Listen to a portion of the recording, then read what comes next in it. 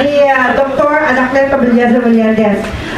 Tayo po ay nagse-celebrate ng post-birthday presentation po. Alam nyo, hindi na ako nag-birthday. Instead, nag-donate tayo ng dugo at saka may medical mission, feeding program. Yan na po ang laging ginagawa po ng inyong lingkod, Juby de Guzman, mula po sa DWBL. At napakasarap po pala, no, na makatulong kesa magpatulong. Yan. Lagi nating tatandaan. I'd like to acknowledge also our showbiz writer, Joby Lyosa from Bulgar, and a lot of news magazine. Saksi! Bomba! Saksi at Bomba. Yan. Expile. Yan. Marami tayong mga taga-dyaryo dyan. At saka yung mga media, press media natin from DILG. Maraming salamat po sa kanila dahil alam mo, Doc, napakalaking bagay dahil si Barangay Chairwoman ng Payatas ay nakadaupang palad natin muli doon sa DILG, Barangay Assembly ng Federalism. Ito po ay instant event lang po, wala po tayong plano na kung ano, kundi ang plano lang natin, hikayatin ang bawat kababayan natin na magkaisa po tayo, ibigay po natin yung may tutulong natin sa ating barangay, may tutulong natin sa bansa, no, imbis na tumiligsa tayo, kagaya mo ng mga nurses na narito, yung mga grupo ng mga nurses natin, pwedeng isa-isa dito magsalita kasi may microphone na tayo. Uli, ayan, Ma'am Opel, ayan, Ma'am Opel. Dr. Opel, naturopathic doctor at the same time, she is a nurse, no? Kita mo naman. Marami tayong mga kababayan dito na nag-nurse magkaisa para tumulong sa kalusugan. Kalusugan. Magandang hapon sa inyo lahat. Ako si Dr. Ophelia Duglaw Malutasan, Education Supervisor sa Commission on Higher Education, National Capital Region. Ako po ay past president ng Philippine Nurses Association, Zone 3, registered nurse. Ang dami. Last is Doctor of Science. Ikulang pa kayo. Di ba ma'am, driver kayo at saka nanay? Diba? Yung open driver na nanay pa. Kita nyo naman. Sa akin nakakita. Ito ang intention na natin, makilala ni Kapitana, yung grupo natin. Kasi si Kapitana po, parang ngayon ko lang na first time na namin sa AMLAC, no? Sa AMLAC subdivision kasi madalas sa barangay ako nagpupunta kapag may kailangan tayo. Okay, Kapitana, may papakilala pa siya. Dati din po akong public health nurse, school nurse dito sa inyo, sa Payatas A, Payatas B, sa Division of City School, Quezon City. Ngayon, gusto kong tawagin ang aking isa pang partner, si Ma'am Dr. Edna Kumaran from Lung Center of the Philippines, past president din siya. Ma'am, konting pagbati lang para sa ating TV show in California, USA by Beautiful Heart Foundation ni Dr. Anacleto Villaldes. Magandang hapon sa inyo lahat. Ako ay isang nurse din. Afternoon, sir. Dr. Ako ay isang nurse din sa Lung Center of the Philippines. Naging president din ako ng Grade A Zone 3, Quezon City, and Marikina Chapter. Kaya nandito din kami para tumulong din, mag-isama sa inyo, ma'am, kay Dr. Villaldes. Kung ano man maitutulong natin sa kanila. Thank you po. Okay, padating na yung ating banda mula pa sa San Mateo Rizal. Sila po ay recording star. Yeah. Okay. Okay. Ramos. Okay. Doktora! Ay, ma'am! Ayan yung ating head ng Nursing Association of the Philippines. Tita, ikaw na mismo magpakilala kasi alam ko meron kayong mga lupa rin sa UP na ginagawa nating paradise. Di ba? Paradise. Good afternoon sa lahat sa inyo. Alam mo kung saan kami nagkikita nito, pareho kaming gala. Ayan. So, Pasensya na, ha? hindi ko alam na siya pala si Joey. Opo. Sabi ko, kilala pa kaya. Okay. Madali siya talagang maka-remember. So, ako, sa kulay ng buhok ko, matanda na ako, no? Dapat retired na. I retired several times, ilang beses. Pero, hindi ako nila pinaparetire. Kaya hanggang ngayon, tuturo ako, mga matatanda na rin ang tuturuan ko, no? Sa graduate school. Pero nagturo ako from basic ng nursing. Nurse talaga ako. Kaya lang, nag-doctor of education ako kasi kung may opportunity mag-aral tayo kahit hanggang matanda. Narinig mo siya. Tumanda na ako, nag-aral pa rin ako. Nakatapos ako ng law. Wow! Abogado na. Hindi ako kukuha ng board, ng bar. Kasi pag hindi ako nakapasa, kakahiya, di ba? Hindi, kumuha lang ako. Parang kailangan natin ang legal knowledge, ano? Kung may oportunidad, mag-aral. Kayong mayaw ng kulay ang buhok, iba ng kulay, pwede pa rin, no? Now, bakit ako nandito? Kasi hindi ko matiis na marinig ko si Dr. Melendez. Kahit nakalimutan niya ako imbitahin. Hindi, busy yan eh. Kaya kung narinig kong nandyan siya, pupunta ako. Kaya kahit siya medyo pagod, kasi sanay naman ako sa volunteer. Bata pa ako, nag-volunteer ako. Basta gobyerno, dapat kong servisyohan, dapat. Kasi pinaaral ako ng gobyerno. No? Kaya tayo nagkikita doon. Ayun na maganda. Di ba kaya tayo nagkikita doon? So, sabi niya nga, may mga lupa kami, hindi amin yun. Pero baka maging amin na rin. At magiging, papamana lang nila sa amin at makakagawa tayo ng mas marami pang serbisyo. Matagal ako sa Payatan, dyan sa kabila. Nagpupunta din ako dati. Kasi ano ako ng Santo Niño eh. Di ba may Santo Niño dati doon sa kabila? Ano ako, giboto ako ng Santo Niño. So, ang apo ko nandito para matuto din siya ng volunteerism. Si Casey. And then, ang susunod namin na i-introduce, si Ma'am Leonor, at saka yung kasama niya. Sabay na lang kayo. Siya yung aming volunteer forever ni Dr. Melendez. Forever talaga. Oo. Matindi ang volunteer forever. Okay, mga kaibigan, live po tayo ngayon sa California, USA, kung saan nandito po tayo sa Amlacville Subdivision ng Payatas D. Okay, at nandyan po nakikinig sa atin si Kapitana Juliet Peña. Yan, talagang binibigyan niya tayo ng oras para pakinggan yung ating mga pagpapakilala. Though hindi naman lahat taga rito. Mga volunteer kami, ma'am. At saka may plano po ako na gawin natin yung bloodletting po. Ay, nagawa namin na, no? Bloodletting. Meron na tayo. Kapitana, nag-bloodletting na ba tayo kay Doc Marilag? Tugong alay, dugtong buhay. Okay na, tapos na. At least magkakaroon tayo ng regular blessing. Okay, ma'am. Next. Next. Talaga, ma'am. Ipagmalaki mo ang iyong karapatan. Alam mo, pag volunteer, sikat yan eh. Forever. Magandang hapon po sa inyo lahat. Ako ay isang volunteer na nurse po. Kaya naging pa po ako registered. Nursing graduate nurse po. Sa PCSS po, Philippine College of Health Sciences. Naging schoolmate ko po si Dr. Melendez. Baka naman magsasalita at marami akong nasabihin. Sino nga hawak dito? Okay, maraming salamat. At teka muna, huwag ka to, Alex. Mukhang sasagutin ka ni Doc. Doc, ikaw mag-post. Hello, magandang hapon sa inyo lahat. Doon sa hindi nakakakilala sa akin, ako si Dr. Anacleto Villeza Melendez.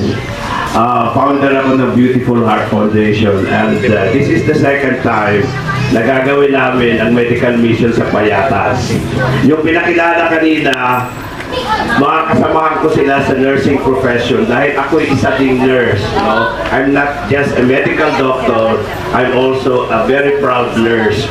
Kaklase ko nga si Leonor, alumnus ako ng Philippine College of Health Sciences.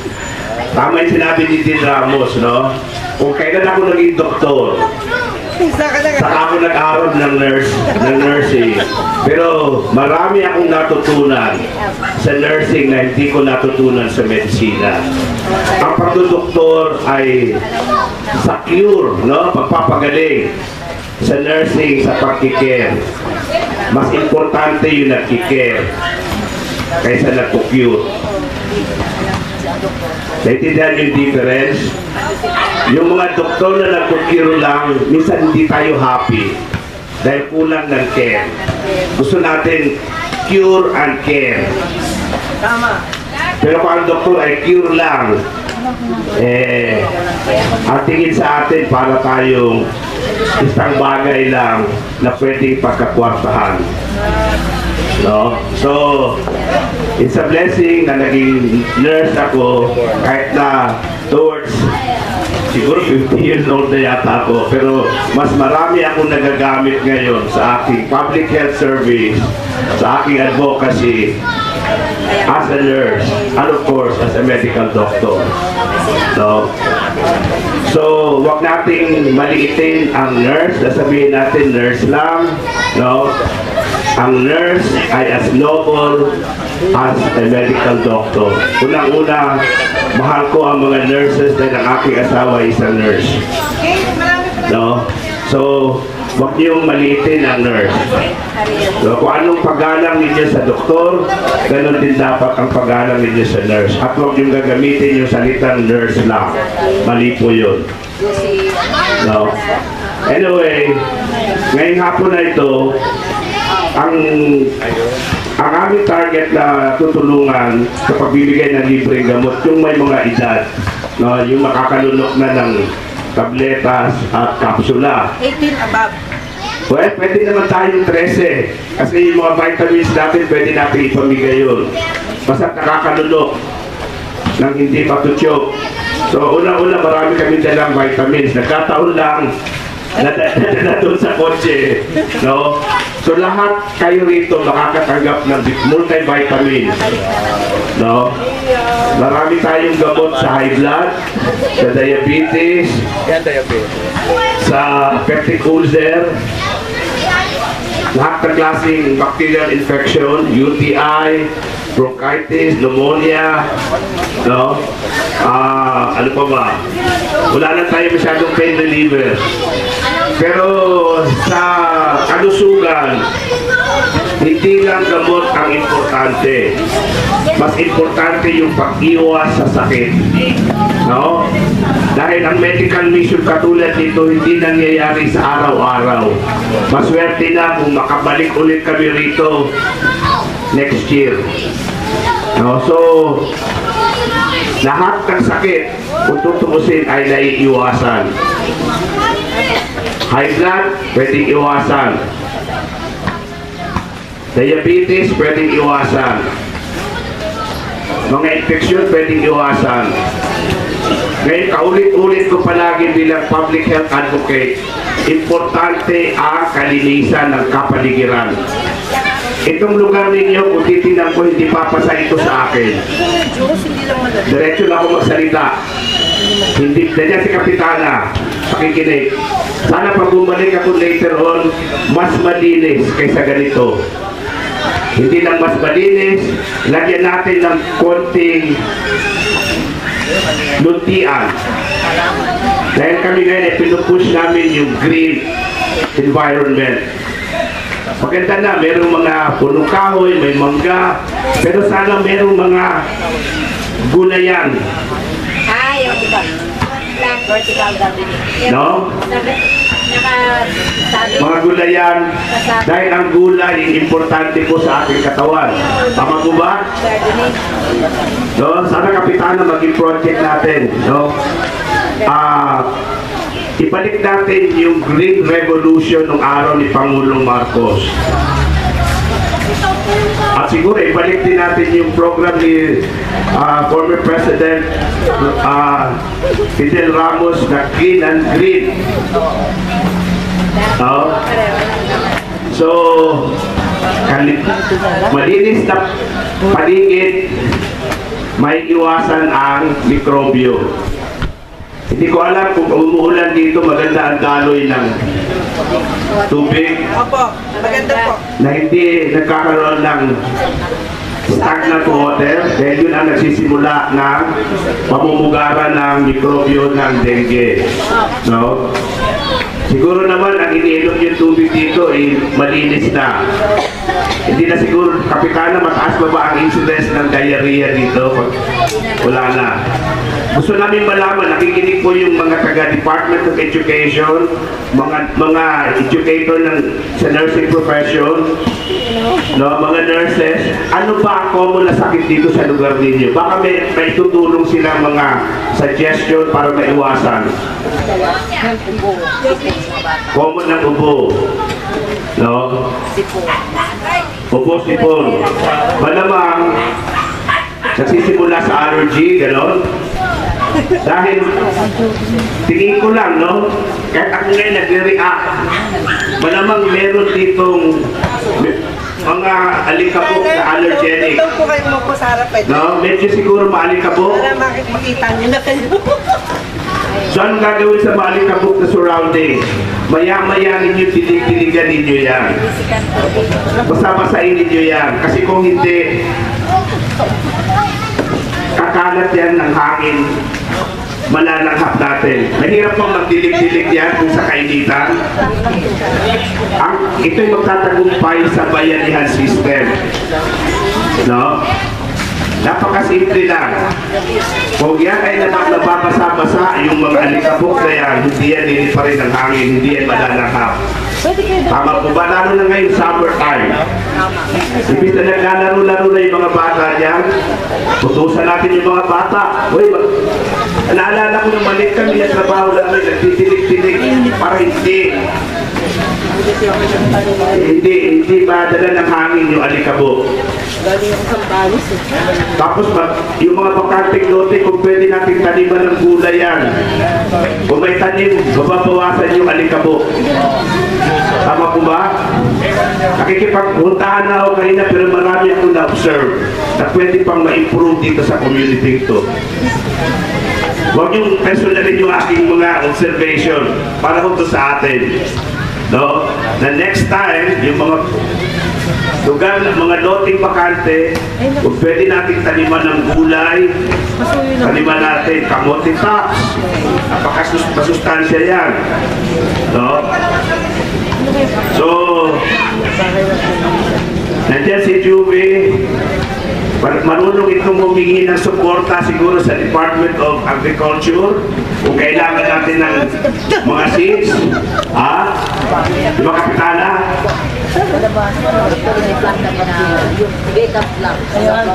Oo. Oo. At para mag-iluntian, mapiprevent natin yung threat ng global warming or climate change. Nararamdaman nyo naman siguro yung sinasabing climate change, pabago-bago. Actually, meron kami binubuong samahan ngayon na ipaparegister namin at Project Green or God reminds everyone to enjoy nature. Sana'y sumama kayo dito. No? Gawin nating nature setting kahit na ganitong village. No? Pag marami nang nakatanim yan, magmumukhang nature na yan. Hindi niya magmumukhang basurahan, malikabok, mainit. Di ba? Ito'y magtatagumpay kung lahat ay magsasama-sama at magbabayanihan. Hindi nyo lang iasa kay Kapitana, kayo mismo. Tama po ba? May maasahan pa si Kapitana sa inyo? Yes! Ha? So, pakaulit-ulit ko, lahat ng sakit halos ay pwedeng iwasan. No? Ngayon sa alta presyon, anong paraan para maiwasan na hindi tumaas ang presyon? Huwag magalit. Marunong kayo mag-manage ng stress. Bawal magalit. Kaya dito mamaya, meron tayong mga stress relief. Nagagawin, may kantahan. Kung sakaling nangungunsumi kayo sa asawa ninyo, mga anak ninyo, i-channel ninyo yan sa mas productive. Sa umaga, meron na mga kapitana mga Zumba rito tuwing umaga. Oh, di ba? Zumba. Oh, yung gadget, gamitin sa pag-ehersisyo. Dahil pagka kulang sa ehersisyo, anong nangyayari sa isang tao? Kung kulang kayo sa galaw, anong nangyayari? Kung nakaupo lang kayo, ha? Anong nangyayari, kapitana, kung ang tao buong araw nakaupo lang? Tumataba. Oo, okay from experience yan, ha? Oo, tumataba. Nagyan sa radyo eh. Ito, ako mahilig talaga akong mag-isa-isa eh, no? Dahil pag hindi natin isa-isa ito, hindi maintindihan eh, no? Ang number one killer sa mundong ito, hindi naman cancer o high blood. Ang number one killer talaga is stress. Stress. So dapat marunong tayong mag-manage ng stress. Whether sa kantahan, sa sayawan, sa pag-exercise at pagdadasal, no? Importante linggo-linggo ngayon, kung nai-stress kayo na wala kayong sasaingin, wala kayong pang matrikula, at wala na rin kung lagi kayong magawa, anong pinakamagandang gawin kung wala na kayong magawa? Di ba magdasal? Di ba? Naniniwala ako dyan, no? Na kung talagang wala na tayong magawa, magdasal. At pag nagdadasal, nababawasan yung ating anxiety. No, nababawasan yung pagkabalisa. Siguro naman lahat kayo nakapagsimba na ngayong araw na ito, no? Ako na lang yata hindi. So ito mga sinasabi ko, minsan natutunan ko to sa nursing, hindi sa medicine eh. Tama ba, Dean Ramos? Exactly. Pero pila ba mga Amerikano sa akin, pag ako nagsalita ng mga ganito? Nagtaka sila. Hindi sila nagtaka. Dahil ang kalusugan ay hindi lang gamot. Nung araw, kapanahunan ni Yeso Cristo, walang gamot. Di ba? At kung kayo maniniwala sa akin, ang pinakamahusay na doktor ay yung ating mga ina. Tama ba? Yung ating mga ina. Nung araw, pag nagkasakit ako, mas naniniwala ako sa ina ko. So sana kayo mga ina, matuto kayong mag-first aid sa inyong mga anak. Huwag konting lagnat, doktor agad. So palagay ko, kapitana, magbalik kami rito para mag-lecture ng mga first aid. And then yung ating mga nurses na pwedeng marami kami pwedeng ganda yung programa rito. Kami rin mag-initiate ng pag-garden. Gusto niya, ako ang pinakamahusay sa pag-garden. Meron akong green thumb eh. Nakita ni Dean Ramos yan doon sa Bulacan. No? So, itong mga kabataan ito, turuan natin sila na hindi na sila maglalaro. Walang problema sa paglalaro, importante yan. Pero, merong oras din sa pagtatrabaho. Di ba? No? Meron tayong, sayang yung kanto na yun, kung pwede natin taliban yun. Tama. Ha? Tama. Pasensya nyo na, kapitana, pakialamero ako. Pero ganyan talaga ako, kahit nandun sa Sampanok, di ba? Kasama ko ba din doon? Nung sabi ko, balikan ko kayo, dapat meron ng mga halaman dito. Mga gulayan. Bibili pa kayo ng gulay kung meron na kayo sariling gulayan dito? Hindi na. So babalik kami dito para mag-initiate, magtanim ng gulay. Wala pa siya itong bata kasi doon sa Sampalo, pinapila ko yung mga bata, chinek ko ang bawat kuko ng bata. 80% matudumi ang kuko. Bakit natin i-emphasize yung kuko na dapat malinis? Huwag po ng mga bata. Bakit po lang? Ginabayaan lang ko ng mga Para marinig namin yung boses. Pinabayaan lang po ng mga magulang na naglalaro sa labas. Tapos pag oras na po ng pagkain, hindi nila tinitingnan kung marumi ba yung kamay ng bata. Kasi sanhi po ito sa magkalusugan ng mga anak. Lalo na po nagkakamay yung bata, ano? See? So, kapitana, Gawin din programa sa barangay. Like every now and then, i-check yung mga bata, yung mga kuko nila. Kung walang magkukuko, i-assign si Juby de Guzman siya ang magpuputol ng kuko ng mga bata rito. So mga basic ito. Pag malinis na ang kuko, bago kumain, maghugas naman ng kamay. Bakit? Yan ang simula kung bakit nagtatay, nagsusuka ang mga bata. Kahit na malinis pa yung tubig, pero kung yung kamay madumi at nagkamayan, nandyan yung may bulate, may bakterya, so magsusuka, magtatay. So, ano pa mga common na sakit? Ubo, nasabi nyo kanina, common ng ubo, malamang nagsisimula sa allergy, alikabok, pulmonya. Well, siguro naman, alam naman ninyo, pag nag-uupo kayo, marunong kayo magtakis ng inyong mga bibig. So, lalo na kung meron, mataas pa ba incidence ng tuberculosis dito, Kapitana? Meron tayo mo. Pero sinasagot na dapat ng Department of Health yan, di ba? Meron na libreng gamot. Tapos i-test sila for sputum, di ba? Pero yung mga suggestion kung mga community work na yun, magagawa mo yun. Yan, yung bakanting lote na yan. Pamili lang kayo kung gulay, kung ornamental plants, kung ornamental naman, pagkakakitaan din. Kung flower, mga bulaklak yan, pwede nyo pa rin pagkakakitaan yan. So, habang inaantay natin yung aking medisina, tayo ng contest. Maghanap ako na magpapremyo sa kanila. Lahat ng bahay na may magandang tanim sa kanilang hardin. Yun ang bibigyan natin. Tama yun. Ginagawa naman nung araw yan. Panahon ni Marcos, ginagawa yan. Natigil lang yan. Pag nung nawala na si Pangulong Marcos, si Imelda Romualdez Marcos, napakagaling din sa beautification.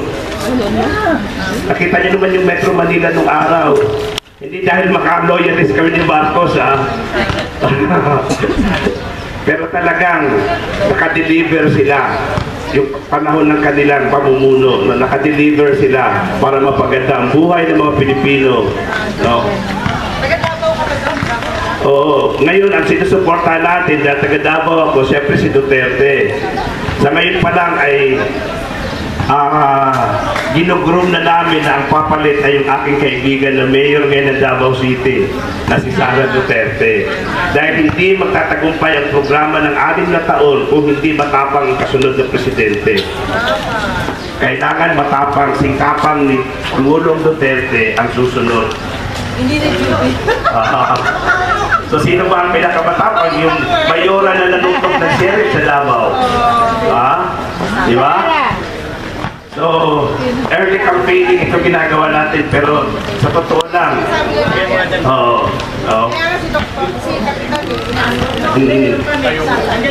Bisaya, sa atong mga higala rin, nagkano? Ano ba ba pag-uusapan natin sa kalusugan? Cancer. Bakit maraming cancer ngayon? Kinakain, no? Masyado nang contaminated ng mga chemicals, no?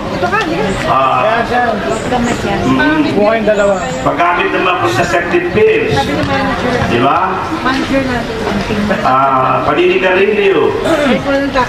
Ang nakakadelikado ngayon yung pagtaas ng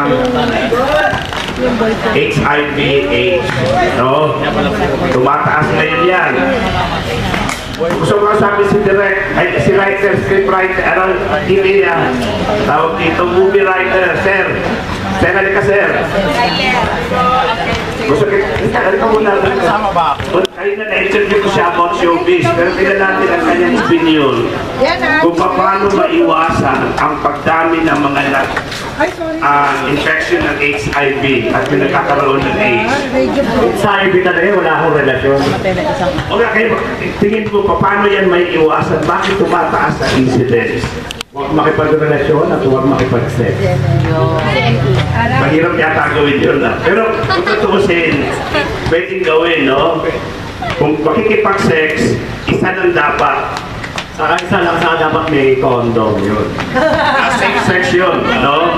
Pero inahalaan kita, sir, dahil mahusay kang writer, no? Pwede bang mag-i-advocasya natin yung HIV/AIDS prevention? No? Kung sana maisulat mo yan sa iyong column. Kasi ang nakakalungkot isipin pa sa call center, no? Ang mataas na sektor ay nasa healthcare profession din, di ba? Bakit ganun? Kung sino pa yung nakakaalam sa health risk, yun pa ang nagkakaroon ng HIV. Mga nurses, sa mga nurses, sa call center, bakit kaya? Bakit kaya sila pang may mataas na kaso? Kasi yung mga call center, di ba, stress yan. Kasi may mga kota-kota yan. Di ba, dahil sa mga stress nga sila, dinadaan na nila doon sa pag-sex study. So ginagawa nilang stress relief, ang sex, ano? Samantalang ang sex is sagrado yan. No? Ako paulit-ulit kong sinasabi, dahil hindi ba na-ikwento ako yung ordained deacon din, no?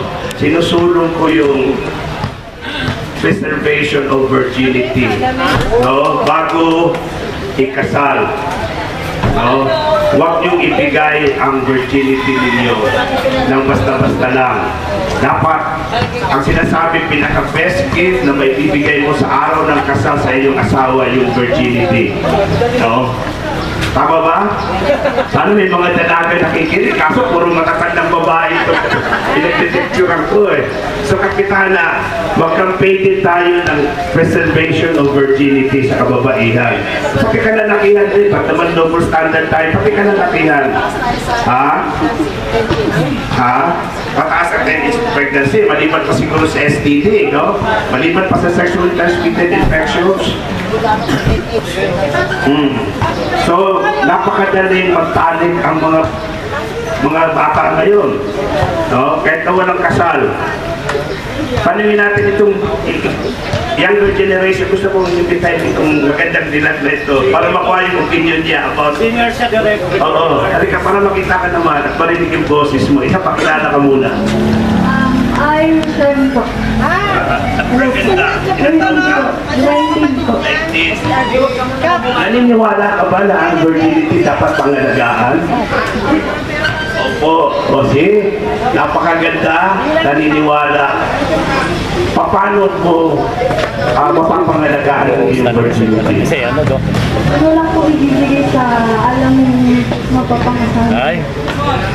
Yan, yan sa mga nakikinig sa atin. No? This is an example of a very good girl, 19 years old, maganda, no? Na-preserve ang kanyang virginity. Nalagayan ka, anong talent tayo mo na? Di ba ako tapos? Maliban sa maganda, ano pang mga God-given talents mo? Ayan, pwede mag-duet sa'yo mamaya? Sure po. Okay, so dalawa kagad na nakita kong talent, yung cameraman, saka ito. Meron ko ba ibang kasamang talent? Kanina ka, sikilala din.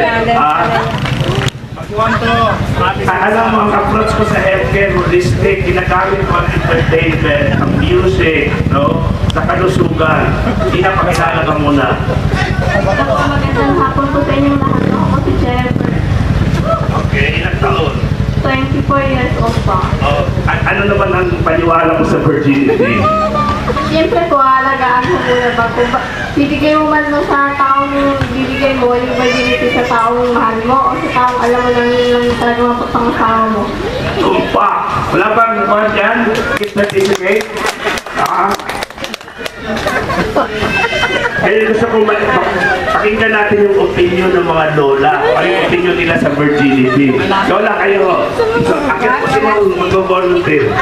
Gusto ko malaman sa isang lola, no, kung anong opinion nila sa virginity. Si Tin Ramos na lang. Tin Ramos, halika dito. Akusap tayo for virginity. Kung kailan mo sinurrender ang iyong virginity. Ay, nakalimutan ko. Magandang call ito. Magandang health topic itong virginity. Dahil maraming mga problema. Pag ang virginity, give up mo, no, magkakaproblema, give up mo basta-basta lang. Din Ramos, malaki pang issue ang virginity ngayon sa Pilipinas. Hindi na nga ini-issue eh. Sanay natin niya eh.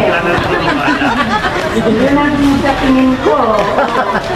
Wala nang gana. Pero pwede ba natin dahan-dahanin ibalik yung values sa kabataan na dapat ingatan yung virginity? Alam mo, ang lahat nagsisimula sa pamilya.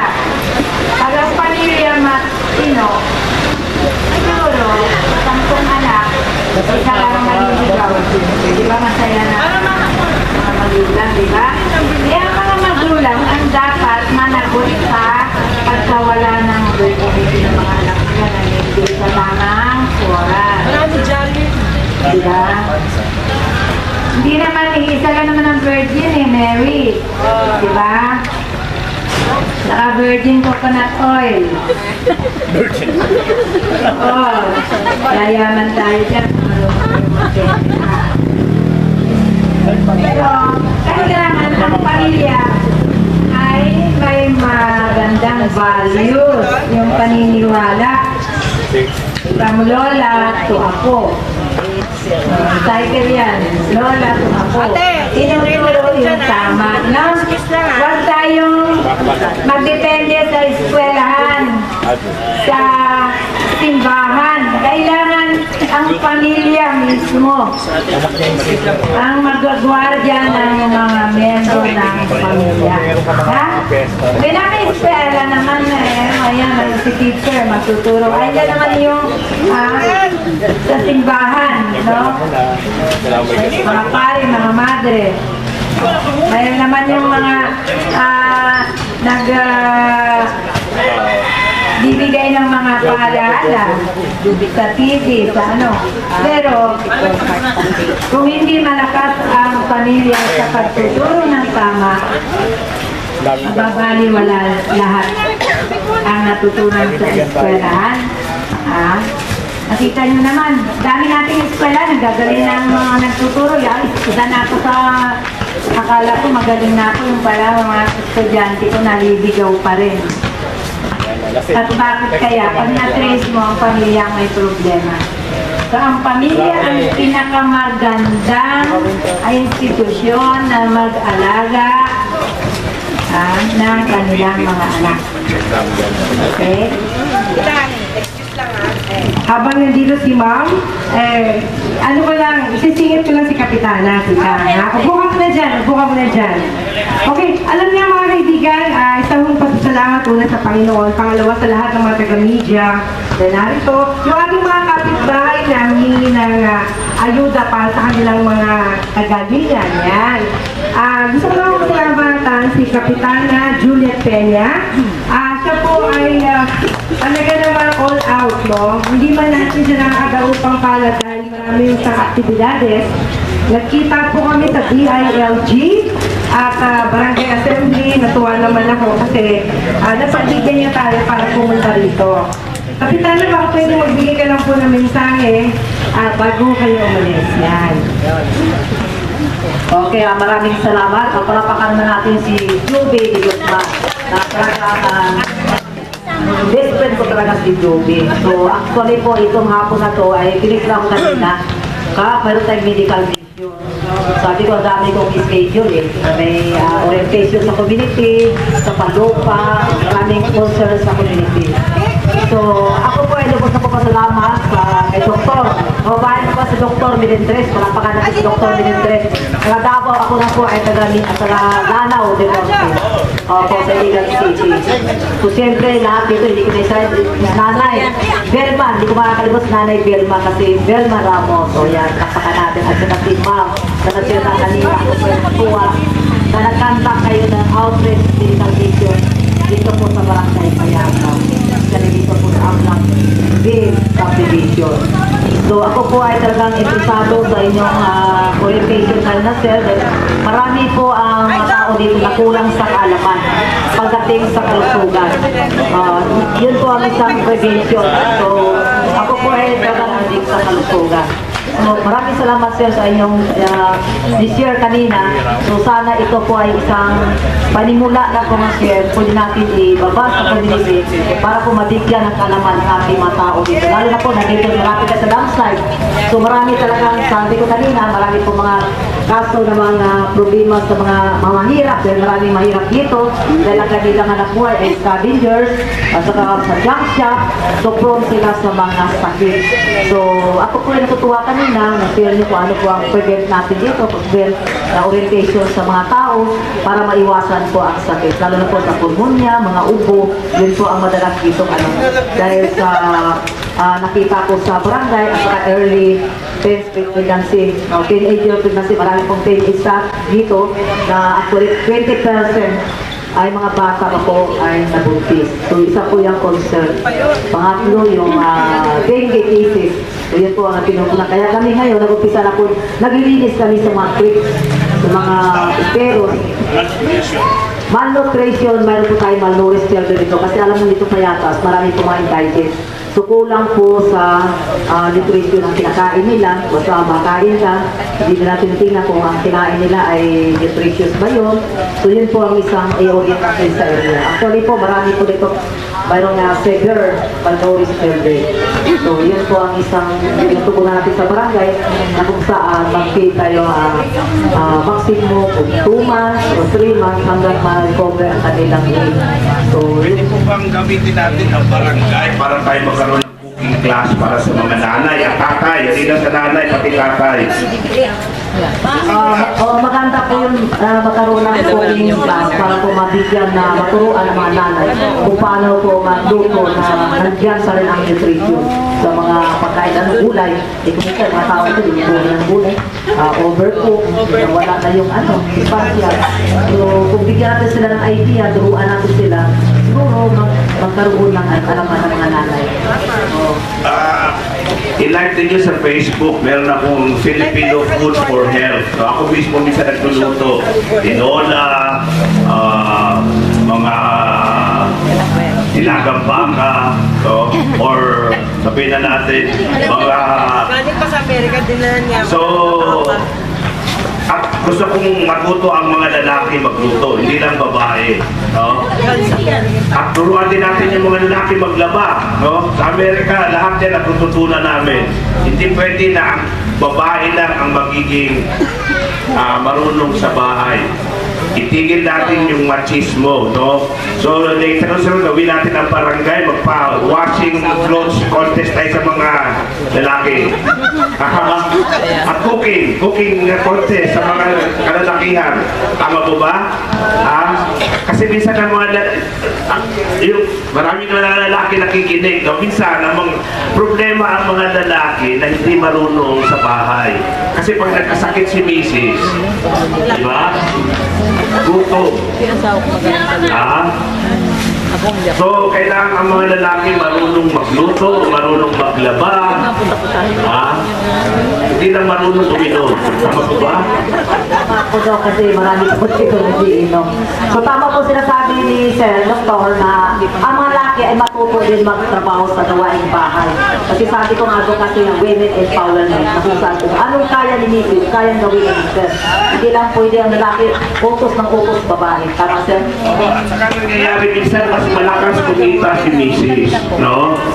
Na mas maraming opportunity si Mrs. kumita. So bilang asawa, ikaw ngayon ang gaganap ng mga ibang responsibility ni Mrs. kung si Mrs. ay nasa labas ng bahay. Tama po ba? Yun po ang rights, equal rights sa gender advocacy na lalaki. Kung hindi kaya niyang gawin sa labas, wala sa trabaho, siya na po ang gaganap sa trabaho sa bahay. Labas, magluto, magpinis, makapin mga anak sa school, lahat. So yun po ang Kailan natin sisimulan yung washing and washing. O Jobe, kailan natin umpisa? Ay, kailan uwi ka sa Amerika, di ba? next week, umpisa natin. Sige, masaya yan. Dong, masaya yan. O, sige.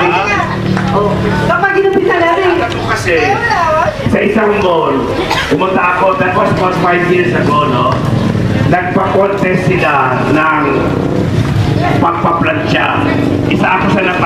ako nanalo eh, sa pagpaplansya.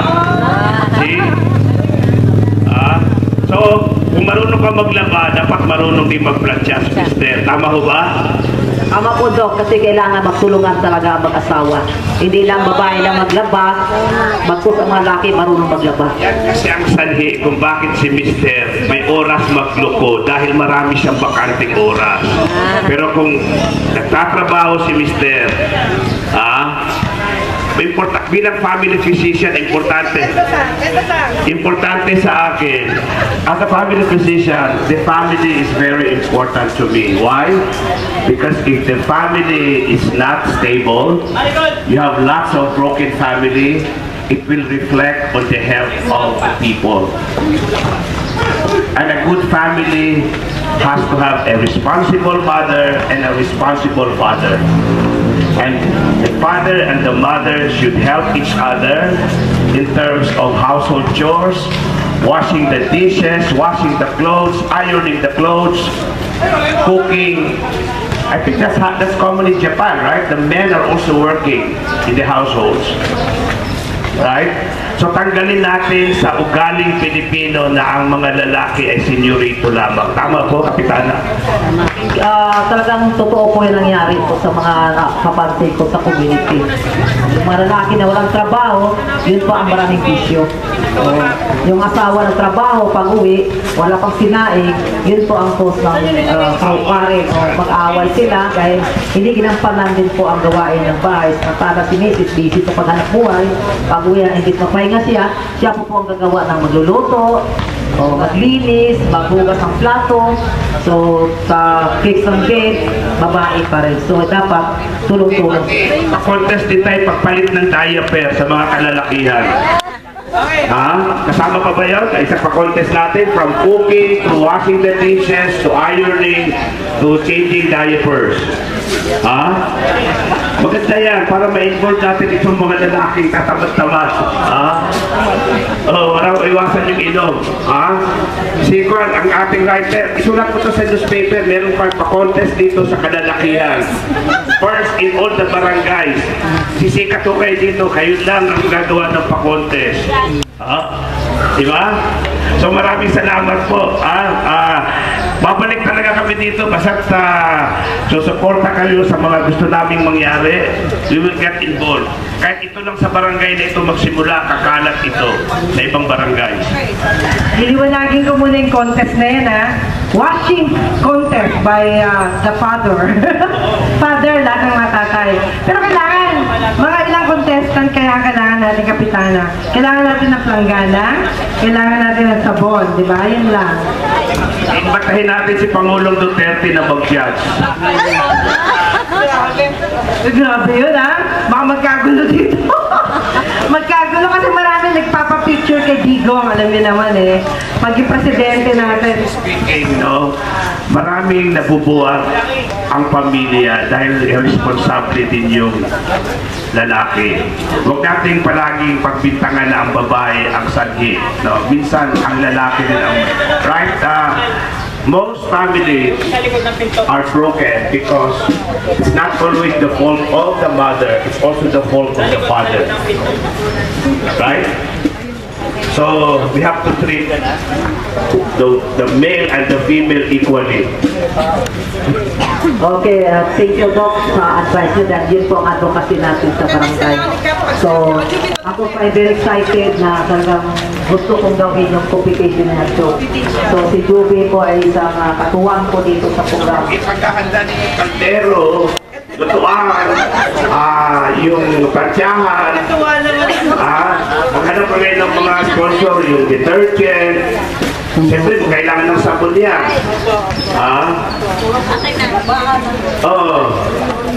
Kasi kung talagang mahusay maglaba ang mga kalalakihan, pwedeng livelihood yan. Siya Tony Ungol, maraming sa kanya nakagot. Kung tutusin, dapat mas magaling maglaba ang lalaki dahil mas malakas ang kamay Exercise din yan. Ano naman si Linda yung malikan sila? Ay naku, subukan mo ako mag-plancha. Parang galing sa ball yung aking na-plancha mga t-shirt. So ito yung basic ito, no, na ako mapakulit ako sa mga basic na hindi na pinag-usapan pero gusto ko pag-usapan dahil napapabayaan. Oo, balik sa dati, balik natin sa dati. Huwag na tayong mga lalaki, huwag tayong mahiya na nagtatrabaho ng mga trabaho ng bahay. No? Napakasarap magpalit ng pampers, napakasarap ng diapers, napakasarap ng pakiramdam. Magtimpla ng gata sa anak, napakasarap. Diba? Pero ewan ko lang kung ilang mga lalaki ay marunong magtimpla ng gatas. Siguro bihira lang. Bihira lang. Kasi ang malaki na trabaho, pag-uwiyan. Talagang hindi na mag-post ng asawa. Yes, totoo ba yun? Hindi nakakapansin ko sa community. Mayroon namang iilan na marunong. Oo, marunong. Responsible husband. Pero yung irresponsible husband, hindi na iniisip yun, bahala ka. Trabaho mo yan bilang babae, yun po ang aking napapansin. Mali nga, kasi ang gusto ko, pantay-pantay. Pantay-pantay ang karapantan ko. Ano gawin ni Mrs., alang gawin ni Mr. Kasi nung araw talaga, ang babae ginagawang isang. O, timpla ba kong kape? Kuha pa ko ng medyas.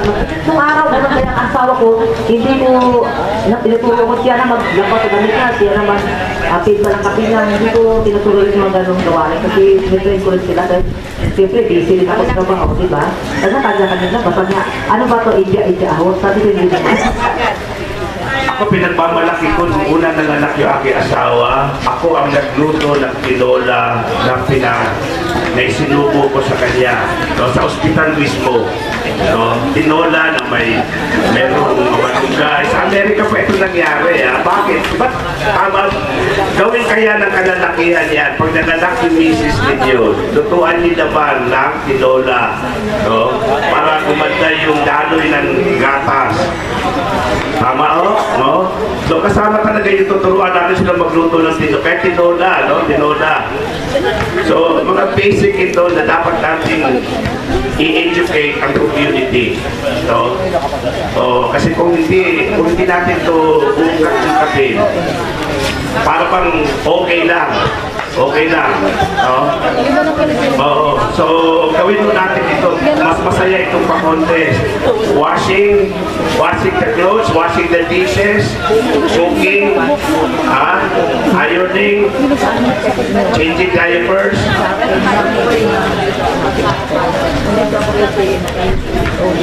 Oh, meron pa dyan na bayan.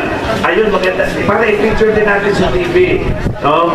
Mukhang nai-excite ako dito sa community na ito. No? Dahil, actually, ang history ng Payatas, if I'm not mistaken, na-convert from a garbage dump site into a very beautiful community. Tama ho ba?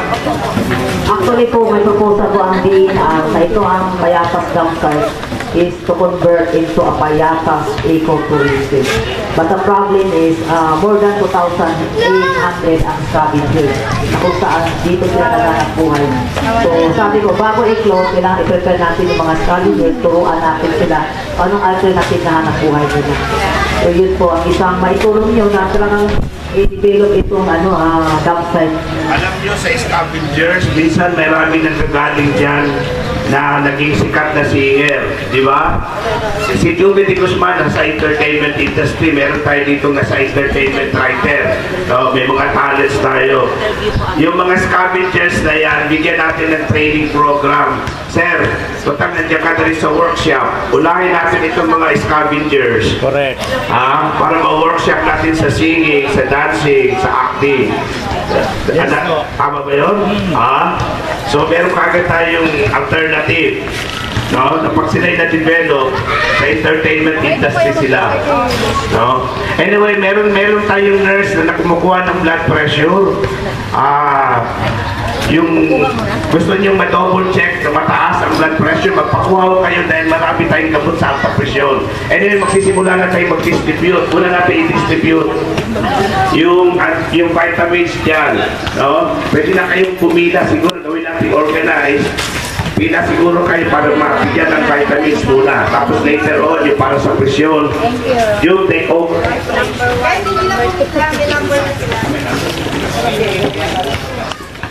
Kahit hindi na ako kayo pumilay, may number na lang kayo. Yung number 1, pakibigyan na lang kay Doc, tapos bibigyan na lang po niya kayo ng konting ano. Okay, yung kailangan talaga. Pasensya na kayo, medyo na-delay tayo kasi nabit-bit yung gamot ni Doc ng kotse. Ayan, pasensya na po. At saka, salamat po sa lahat ng kapitbahay natin, sa mga taga-Payatas B.